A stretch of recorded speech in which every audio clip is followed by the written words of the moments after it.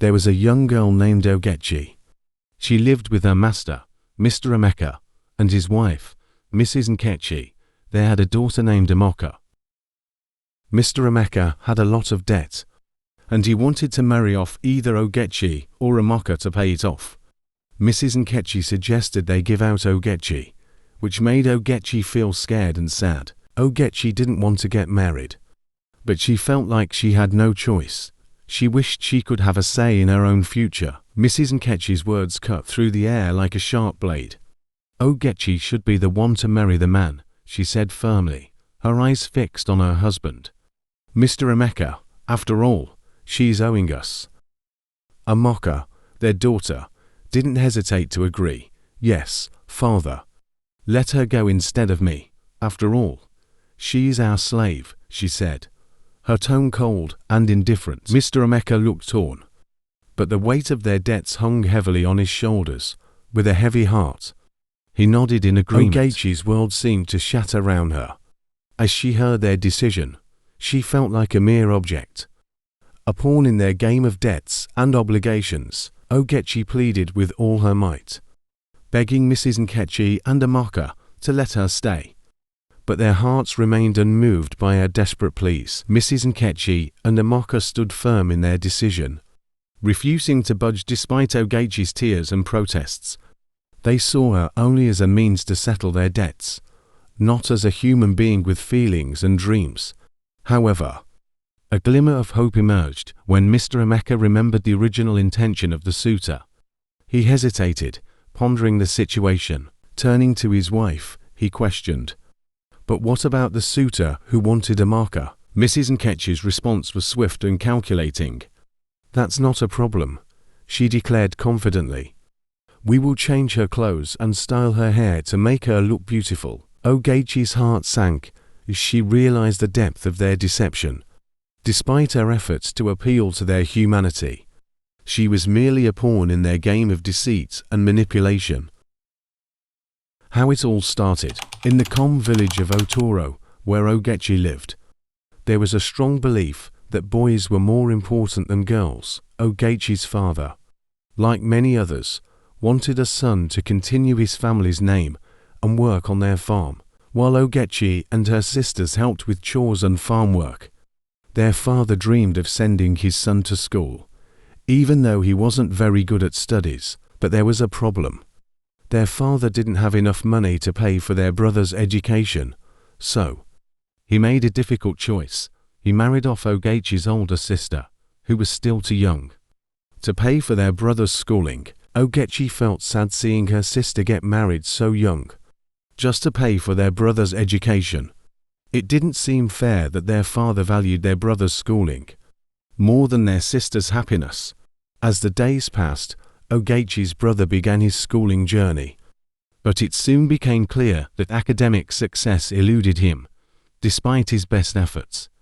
He struggled to keep up with his classmates, earning the title of the dullest in the class. The teacher, recognizing the boy's challenges, called upon Ogechi's father to advise him to reconsider his son's education. Perhaps, the teacher suggested gently, it would be best for him to learn a trade as an apprentice.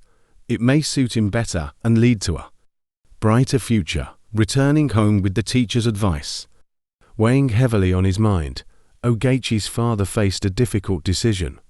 Determined to provide his son with every opportunity for success, he resolved to continue his schooling, while also arranging for him to learn a trade. However, with finances already strained from his son's schooling, Ogechi's father found himself at a loss. Desperate to secure a future for his son, he made a painful choice to marry off his second daughter, Uzo Amaka, as a means to finance her brother's education and apprenticeship. Heartbroken and distraught, Ogechi turned to her mother, seeking solace and understanding, but instead of comfort, she found resignation in her mother's eyes. "I can't stop your father," her mother whispered sadly. "After all, I was married off young too." The weight of her mother's words crushed Ogechi's spirit. She knew that questioning her father's decisions would only lead to conflict, and she feared that she would be next in line for such a fate, as Ogechi's brother continued his schooling and apprenticeship. The time came to pay his school fees. Unfortunately, the harvest that year was poor, leaving the family struggling to make ends meet. With no other options, Ogechi's father made a difficult decision. He decided to borrow money from Mr. Emeka to pay his son's school fees. However, Ogechi was still too young to get married, and her father knew he couldn't marry her off to settle the debt, so he promised to pay back Mr. Emeka later with interest. It was a risky decision, but he felt it was the only way to ensure his son's education continued. As the weight of his debt to Mr. Emeka grew heavier, Ogechi's father found himself at a loss for solutions. With each passing day, the looming spectre of repayments cast a shadow over their household, leaving him with a heavy heart and a mind filled with worry. One evening, he gathered his family together for a meal, hoping to find a way forward amidst their struggles.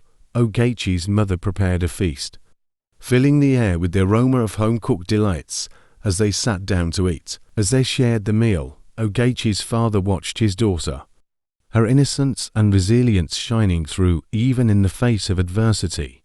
With a heavy heart, he knew what he had to do. After they had eaten their fill, Ogechi's father cleared his throat, his voice heavy with emotion.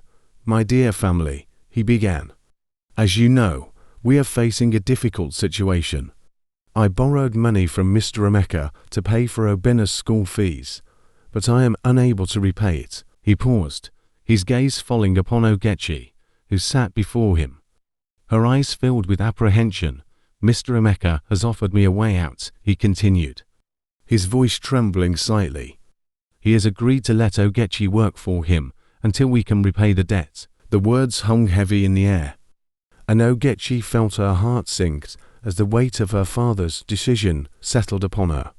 Despite the ache in her chest, she forced a smile. As the weight of her father's decision settled upon her, Ogechi felt a surge of emotions overwhelm her. She wanted to scream, to protest against the injustice of it all, but all she could do was cry. Throughout the night, tears streamed down Ogechi's cheeks as she lay awake in bed, her heart heavy with sorrow. She couldn't help but think about her own dreams of going to school, of learning and growing like her brother. But she knew that as a girl, her opportunities were limited. Her father dictated that her place was in the home, not in the classroom. And while her brother was given the chance to pursue his education, she was forced to sacrifice her own dreams for the sake of her family. As she lay there, her mind filled with thoughts of what could have been, Ogechi couldn't shake the feeling of bitterness that gnawed at her heart. It wasn't fair that her gender should determine her fate, that she should be denied the same opportunities simply because she was a girl. Despite her best efforts to hold back her tears, they continued to flow unabated, a silent testament to the pain and frustration that filled her soul. She longed for a world where girls like her were given the chance to pursue their dreams, where their worth was not determined by outdated gender norms. But for now, all she could do was cry, her tears a silent lament for the dreams she would never see fulfilled. The next week, Mr. Emeka came to take Ogechi to his house. As she left, her father promised to pay the money and bring her back home soon. Ogechi felt sad as she said goodbye to her family. She hoped her father would keep his promise, but she was scared about what awaited her at Mr. Emeka's house. As they walked to Mr. Emeka's house, Ogechi couldn't help feeling nervous. Everything seemed strange and unfamiliar, and she missed the comfort of her home. When Ogechi arrived at Mr. Emeka's house, she was introduced to her madam, Mrs. Nkechi, and her daughter, Amaka. However, they didn't treat her kindly. Mrs. Nkechi immediately asked Ogechi if she could cook. Although Ogechi only had a little knowledge of cooking, she managed to say yes. Mrs. Nkechi then took her to the kitchen to start working. In the kitchen, Ogechi did her best to follow Mrs. Nkechi's instructions, despite feeling nervous and out of place. She tried to make herself useful and prove her worth. As she worked, Ogechi couldn't help but feel a sense of sadness at the way she was treated. She longed for the warmth and kindness of her family, but she knew she had to endure and persevere in her new environment. After finishing cooking, Ogechi served the food and then went to the kitchen to eat a small portion she had saved for herself. As she ate quietly, Amaka suddenly entered the kitchen and saw Ogechi with a piece of meat. She shouted, "Mama, come and see. This girl is eating meat." Mrs. Nkechi hurried into the kitchen and scolded Ogechi, telling her that such behavior should never happen again. Ogechi ate her small meal while tears streamed down her face. When it was time for bed, Ogechi was instructed by Mrs. Nkechi to sleep until Amaka fell asleep. Taking advantage of the situation, Amaka began to cry, complaining to her mother that she couldn't sleep due to the heat. Mrs. Nkechi immediately told Ogechi to fan Amaka until she fell asleep. Ogechi obediently fanned Amaka until she finally drifted off, exhausted and drained. Ogechi could only cry and pray for strength to endure her difficult situation. The following day, Ogechi continued her daily chores, each day feeling like a struggle in the harsh environment of Mr. Emeka's household. Years later, after enduring the daily hardships in Mr. Emeka's household, a pivotal moment arrived when Mr. Emeka's long-standing business partner, a man by the name of Mr. Okoro, laid eyes on Amaka. Despite being the same age as Ogechi, Amaka's striking beauty caught Mr. Okoro's attention. Sensing an opportunity, Mr. Okoro persuaded Mr. Emeka to engage in a potentially lucrative business venture. In exchange for a significant sum of money to finance the venture, Mr. Emeka reluctantly agreed to partner with Mr. Okoro. Tragically, during Mr. Emeka's journey home with the funds, he fell prey to a cunning robbery orchestrated by Mr. Okoro's cohorts. The stolen money left Mr. Emeka unable to honor his debt to Mr. Okoro. Years of toil and hardship culminated in a cruel twist of fate, when Mr. Okoro demanded Amaka as restitution for the unpaid debt, insisting that she become his fifth wife. Upon hearing the news of her impending marriage to Mr. Okoro, Amaka hurried to her mother, crying out against the idea of marrying an old man with many wives, especially one known for mistreating them and causing them to age prematurely. Mrs. Nkechi comforted her daughter and suggested they discuss a plan. Mrs. Nkechi proposed an idea. They would convince their father to allow Ogechi to marry Mr. Okoro instead of Amaka. After all, it had been years since Ogechi's father borrowed the money, and with interest accumulating, it seemed unlikely he could ever repay the debt. Mrs. Nkechi and Amaka smiled at the prospect of their plan, hopeful that it would spare Amaka from a dismal future. Despite Ogechi's pleas against marrying Mr. Okoro, her words fell on deaf ears. Mrs. Nkechi insisted on dressing her up in new clothes and styling her hair to make her look beautiful. When Mr. Okoro arrived, he was surprised and delighted by Ogechi's transformation. Seeing her looking even more beautiful than Amaka, he eagerly took her home as his new bride. When Ogechi arrived at Mr. Okoro's house, she was greeted by the sight of the other wives, their appearances showing signs of mistreatment. Feeling afraid of what might happen to her, Ogechi's anxiety grew. However, Mr. Okoro reassured her and led her to her room. He instructed her to freshen up and promised that food would be served to give her energy for the night ahead. After taking a bath, Ogechi settled down to eat the food brought by the first wife. Once she finished eating, exhaustion overcame her, and she drifted off to sleep. Later, Mr. Okoro entered the room to check on her. Seeing her asleep, he approached her and called out to wake her up, instructing her to perform her duties as his wife. Despite hearing him, Ogechi pretended to remain asleep. Mr. Okoro, growing impatient, came closer to her. Sensing his presence, Ogechi remained still, hoping he would leave her alone. However, when Mr. Okoro attempted to touch her, Ogechi reacted quickly. She bit his hand and swiftly fled from the house. Mr. Okoro screamed for help, but no one came to his aid. Ogechi's bold action allowed her to escape from a perilous situation. Ogechi ran as fast as she could. Her heart pounding with fear, she desperately sought to save herself. With each step, she pushed herself to go faster, her feet pounding against the ground as she fled from Mr. Okoro's house. As she ran, Ogechi's mind raced with thoughts of escape. She knew she had to find a safe place to hide, away from the clutches of Mr. Okoro and his household. Through the darkness of the night, Ogechi navigated the unfamiliar streets, her breath coming in ragged gasps as she pushed herself to keep moving.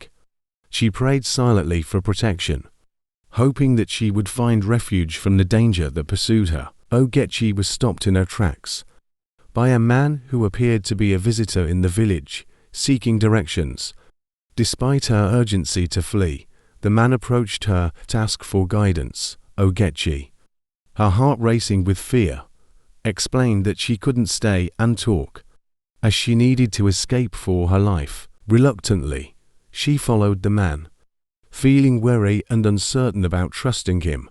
However, with danger lurking behind her, Ogechi had no choice but to take a chance and follow Mr. Steve's lead. Mr. Steve, offering his assistance, guided Ogechi as they hurried away from the danger. Though she remained cautious, Ogechi knew that her only hope for survival lay in trusting Mr. Steve and allowing him to lead her to safety. Mr. Steve took Ogechi to his car, and they stayed there for the night. The next day, he drove them out of the village and towards the city. Ogechi felt both relieved and worried as they began their journey to a new life. When they arrived in the city, Mr. Steve's servants welcomed Ogechi warmly. They showed her to a room where she could stay and prepared a warm bath for her. Despite being treated like a princess, Ogechi couldn't shake off her fear. The beautiful house and everything around her only added to her anxiety. She even wondered if she had fallen into the hands of ritualists. After finishing her meal, Ogechi sat back to relax when Mr. Steve approached and sat beside her. He inquired why she had been running away the previous night. Ogechi explained her situation to him, sharing her struggles and fears. Moved by her story, Mr. Steve expressed his sympathy and promised to assist her in paying off her debt. Curious about Mr. Steve's presence in the village that night, Ogechi asked him about his purpose. He revealed that he had come to find his old friend who resided there. When Ogechi questioned his profession, Mr. Steve disclosed that he was a lawyer.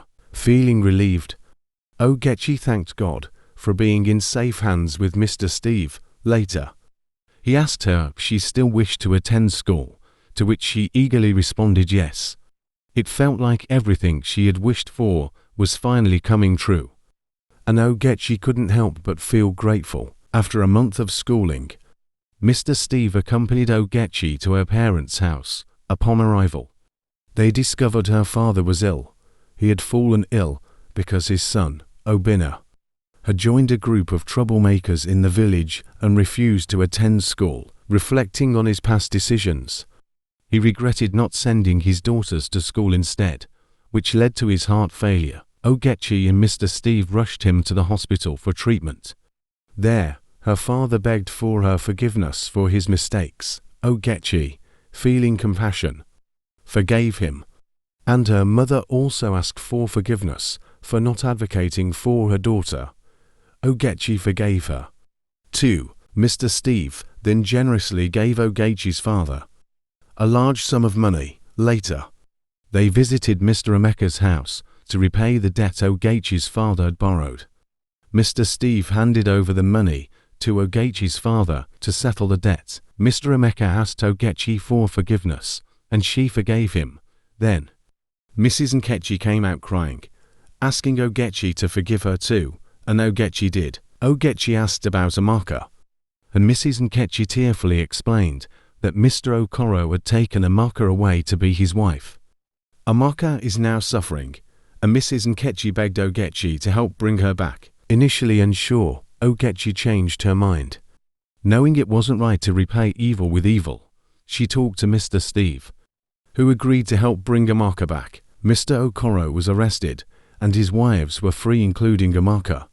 Mr. Steve spoke to Ogechi, expressing his desire to marry her once she completed her education. Ogechi, in turn, accepted his proposal, with the condition that he patiently wait for her. After successfully finishing school, Ogechi pursued a career as a lawyer and dedicated herself to assisting young girls in their village who aspire to receive an education. The moral of the story teaches us that, even when things are really bad, being kind and forgiving can help make things better. Thanks for watching. Please subscribe, like, share and leave a comment. Your support means a lot and helps our channel grow. See you in the next story.